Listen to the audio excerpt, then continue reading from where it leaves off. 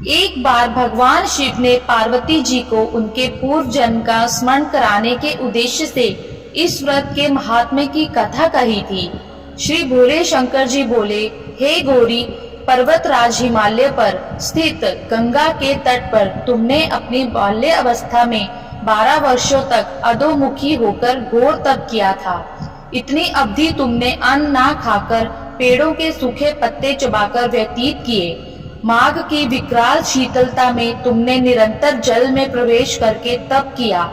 वैशाख की जला देने वाली गर्मी में तुमने पंचाग्नि से शरीर को तपाया। श्रावण की मूसलाधार वर्षा में खुले आसमान के नीचे बिना अन्न जल ग्रहण किए समय व्यतीत किया। तुम्हारे पिता तुम्हारी कष्ट साध्य तपस्या को देखकर बड़े दुखी होते थे, उन्हें बड़ा कलेश होता था। तब एक दिन तुम्हारी तपस्या तथा पिता के कलेश को देखकर नारद जी तुम्हारे घर पधारे। तुम्हारे पिता ने हृदय से अतिथि सत्कार करके उनके आने का कारण पूछा। नारद जी ने कहा, गिरिराज, मैं भगवान विष्णु के भेजने पर यहाँ उपस्थित हुआ हूँ। आपकी कन्या ने बड़ा कठोर तप किया है, इससे प्रसन्न होकर वे आपकी सुपुत्री से विवाह करना चाहते हैं। इस संदर्भ में आपकी राय जानना चाहता हूँ। नारद जी की बात सुनकर गिरिराज गदगद हो उठे। उनके तो जैसे सारे कलेश ही दूर हो गए।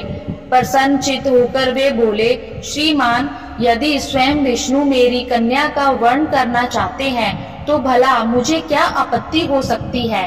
वे तो साक्षात ब्रह्मा है।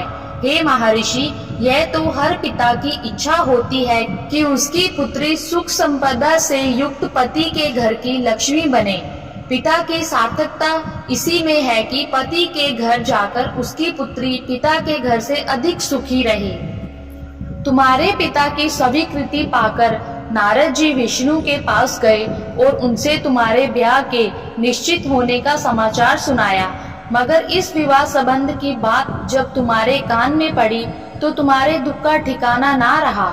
तुम्हारी एक सखी ने तुम्हारी इस मानसिक दशा को समझ लिया और उसने तुमसे उस विक्षिप्तता का कारण जाना। जब तुमने बताया, मैंने सच्चे हृदय से भगवान शिव शंकर का वरण किया है, किंतु मेरे पिता ने मेरा विवाह विष्णु जी से निश्चित कर दिया। मैं विचित्र धर्म संकट में हूँ, अब क्या करूँ। प्राण छोड़ देने के अतिरिक्त अब कोई भी उपाय शेष नहीं बचा है। तुम्हारी सखी बड़ी ही समझदार और सूझबूझ वाली थी। उसने कहा, सखी, प्राण त्यागने का इसमें कारण ही क्या है। संकट के मौके पर धैर्य से काम लेना चाहिए। नारी के जीवन की सार्थकता इसी में है कि पति रूप में हृदय से जिसे एक बार स्वीकार कर लिया, जीवन भर उसी से निर्वाह करें। सच्ची आस्था और एक निष्ठा के समक्ष तो ईश्वर को भी समर्पण करना पड़ता है। मैं तुम्हें घनघोर जंगल में ले चलती हूँ, जो साधना स्थली भी हो और जहाँ तुम्हारे पिता तुम्हें खोज भी ना पाए। वहाँ तुम साधना में लीन हो जाना। मुझे विश्वास है कि ईश्वर अवश्य ही तुम्हारी सहायता करेंगे। तुमने ऐसा ही किया। तुम्हारे पिता तुम्हें घर पर ना पाकर बड़े दुखी तथा चिंतित हुए। वे सोचने लगे कि तुम जाने कहाँ चली गई। मैं विष्णु जी से उसका विवाह करने का प्रण कर चुका हूँ।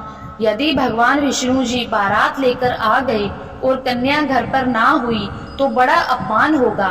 मैं तो कहीं मुंह दिखाने के योग्य भी नहीं रहूंगा।